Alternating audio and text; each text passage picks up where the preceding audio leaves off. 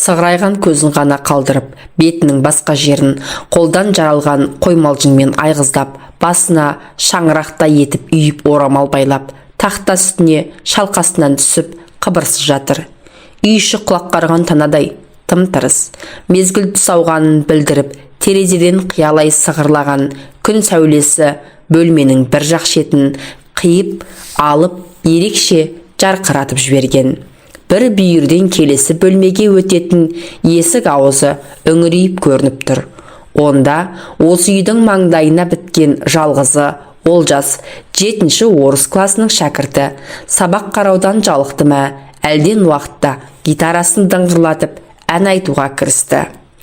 Вдох глубокий, руки шире, не спешите, 3-4, бодрость духа, грация, пластика. Олжас кішкентайынан мектеп хорына қатысып жүр. Онда ол неше түрлі ән айтады. Ал үйде өзінше Высоцкийге ұқсаған болып, өңешін жыртып, соның әндерін қайталап жатады. Гитара дыңғыр-дыңғыр. Шамалы айтып қоятын шығар деп еді, үдетіп барады. Шыдамы таусылған Зейнеп айқай салды. Әй болды, жетер, басыңды қатырып жібердің. Гитара дыңғыр басылып, Олжас есіктен басын шығарды. Қабағын түйіп алған, тілін шалыстыра, мұрнымен сөйлеп мыңқ-мыңқ етеді. Лишь бы войны не было, товарищи. Зейнеп баласының қылығына еріксіз күліп жібергені, бірақ күлгені қызық болды. Масқа салған, бет аузы бүрісіп тұрысты. Көз орындағы сызаттан, ажарындағы жанары түймедей жылтырап әрең көрінді. Шешесінің көңілденгеніне Олжас та өзінше майыз. Қой балам, мұндайды айтпа, деді Зейнеп. Жастықтан басын көтеріп отырды. Айтса несі бар? Жұрттың бәрі айтады. Әкем де, әкемнің достары Нарбай, Сертай, Айдар ағаларды айтады. Олар айтса, үйдің ішінен арыға шығармай айтады. Мен де үйдің ішінен арғарай шықпай айтып тұрмын ғой. Қайдан білейін, сыртта мұндай сөзден байқасып, абай бол, жұрт аузынан дейтіндар бар. Баласын білмейсің, ондайлар естісе жас кәрі демейді, кімде болса аямайды. Жарайды онда, тәуірін айтайын. Совет жастарының қазіргі ұрпағы коммунизм кезінде өмір сүретін болады. Соның бірі мына менмін. Пай-пой, әкең де жоқ, шешең де жоқ, қылжақ басақты қайдан алғансың ау балам? Қожанасыр алда әрділдер көсеме, менің 77-ші атам болу мүмкін. Қожанасырыңды алдар көсеңді білмеймін, олар тым әрідек адамдар. Сен туғанда аузыңа түкіріп атыңды қойған Нарбай ағаң еді. Оның да қайда отырмасын, аузынан анекдот түспейтіні. Жоқ, Нарбай ағам 12 баптан тұратын коммунизм құрылысшысының кодексін үйретеді. Тух, балам, саған ешқандай дауа жоқ екен. Амам, немене? Тағы не айтпағың бар? Білсем деп едім, нені? Оқуға институт қиын ба, әлде мектеп қиын ба? Кірпігін болар-болмас қана жыбырлатып, көзін сығырайта ашқан Зейнеп анадай орындық жанында тұрған ұлына сынғағандай болып зер сала қарады. Осы өзі 4 қабақтанып кімге ұқсаған? Өзіңше, қалай ойлайсың? Меніңше мектеп қиын. Біліп қой балам, оқу деген неғұрлым жоғарылаған сайын, соғұрлым қиындай береді. Олжастың күткенде осы жауап болса керек. Я сағанай, сен ғой мама, сырттай оқисың, не кітап қарағаныңды, не қағаз жазғаныңды көрмеймін. Барасың да келесің, сабақтың бәрін жақсыға тапырып, келесі курсқа өттім деп келесің. Ендеше әрине, институтта оқу жеңіл, ал мектепте кодекс жаттайсың, генсектің өмірбаянын ежектейсің. Зейнептің кілегей жағылған әлеміш беті безірейіп, маска сызығынан сығалаған жанары ызғарлы ұшқын шашып шоқтана қалды. Сен бала, өзіңе қатысты емес шаруаға араласпа, білдің бе? Мен аңдуға әкең де бар. Ой, мам, анасынан мұндай ызбар күтпеген Олжас сасып қалды. Жә, жетер енді осы ділмарлағаның. Шешесі ұлы арасында тағы да қандай әңгіме боларын кім білсін. Әйтеуір тап осы кезде босаға жақтағы 3 аяқты араб орындығының үстінде мелшиіп тұрған қызыл телефон кенет қатты шырылдап қоя бергені. Зейнеп тақта үстінен жеңіл сырғып түсті де, былқ-сылқ басып барып тұтқаны еріне көтерді. Алло, деді де, қуанғаннан күлгені болар. Кілегей жағылған бет аузы тырса-пырса дірілдеп, қозғалақтап кетті. Дауысы да көңілдене сыңғырлай шықты. Есімханбысың ей? Қайдан жүрсің? Көктен түскендей болып. Ұлынан қаймыққаны ма, тұтқаға жабысқан күйі мойнын бұрып көзімен олжассыз деп еді, таппады. Бөлмесінің есігі тарс жабық тұр. Зейнеп сонда да сақтық жасап, микрофонға ернін тигізер-тигізбестей етіп бұрына сөйледі. Шынданған шығарсың, ойпырмай, осы сенің таскенедей жабысқан мінезің-ай. Бір қадалсаң, өлсең айырылмайсың. Қойшей, ақтан өзі шақыртты деймісің? Онысы қызық екен. Сықылықтай күлді. Жарайды, болса да келіп қалыпсың, қонақ үйге бар. Жападан жалғыз шошайып, жатарға барарсың. Әлде немере ағаң Қасымхандікіне түненесің бе?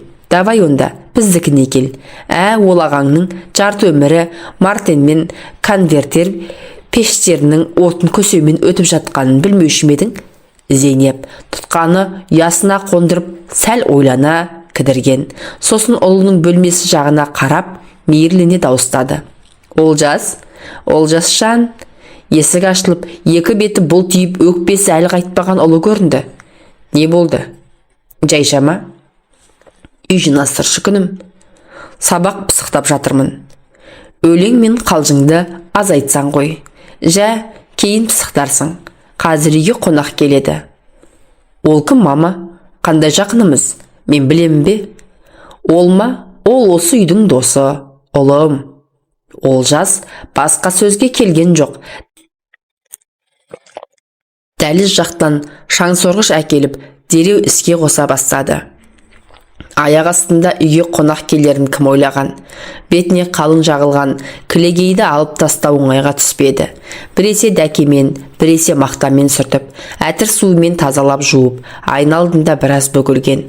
Айнадағы өз келбетіне әбден кемеліне жетіп толықсыған кердің келіншектің әр қимылына бір сәт сынай қарады да өз көркіне өзі сүйсінді. Әлі де қыздай екен мынау. Желікпе ойдан кеудесі ісініп бетіне лығып қан жүгіргенін сезді. Сосын да ғой, Есімхан байғұстың менен бір жола қара үзіп кетпей айналшықтап қимай жүргені. Өмірдің шым-шытырық жұмбақ сырларының түбіне кім жеткен? Бір кездері ұнатпағаныңды кейін ұнатасың, жақсы көргеніңнен жейсің, және ешқандай күштеусіз өз еркіңмен. Әйтеуір ұшатын көбелек қанатындай қабылып тұрған бір дүние. Тұрақтап қалар баянды ештеңе жоқ. Әйтпесе, мұның жары ақан емес, осы Есімхан болатына реті бар. Олай болмады, өмір өз дегенде көндірген. Шіркін уақыт-ай, сен үшін бай да кедей де жоқ.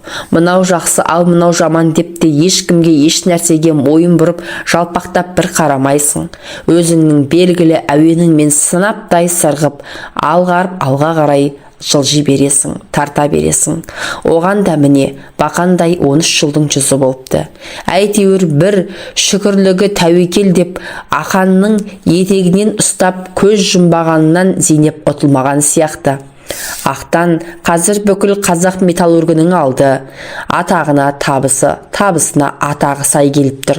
Зейнептің жеген алдында, жемегені артында. Қолын жылы суға малып қойып, молшылық тұрмыстың бал дәуренін емін еркін белден кешіп жүр. Зауыттың бірде қосымша бөлшектер сақтайтын қоймасында, енді бірде химия лабораториясында тиіп қашып жұмыс істеуші еді. Ондай кіргәсіпті тастады. Ешия тұрмыс түзеле келе оқу соңына түскендей сыңайы бар. Оқу дегенде жанығып кітап қарап, көз майын тауысып жүрген. Бұл да жоқ. Күйеуінің беделі, қалың қалтасы, оған қоса табиғат берген өзінің оңды келбеті, қиналтпай-ақ кешкі мектепті бітірткен.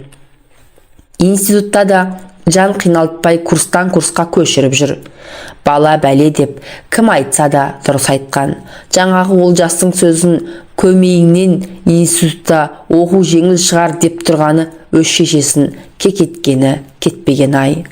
Атағы мен беделіне қызығып деген күйеуі осындай болғанда, бой жетіп қыз санатына қосылған кезде алғашқы махаббат сезімін оятқан, өліп өшіп құлап түспесе де бүйірін бұрғызған адамы Есімханнан бір жолата көз жазып қалғандайтын.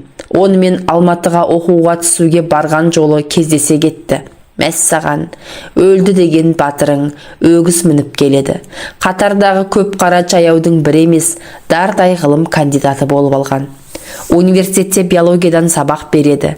Келбетті, сол баяғы шыр бітпеген қалпы, қушық жаурын, шибық, бет аузы шүңкиген, шөкімдей бір уыс. Соған қарамастан еріндері қалың, дүрдектеу, баяғысынша шаңырақтай қара көзілдіргін бір тастамайды екен. Әуелгі бетте бір-бірін тосырқағанда еді, олары көз алдамшық болып шықты. Өйткені бұл оған бірінші болып жымиып, бірінші болып үйлендің бе деп ойнақлады.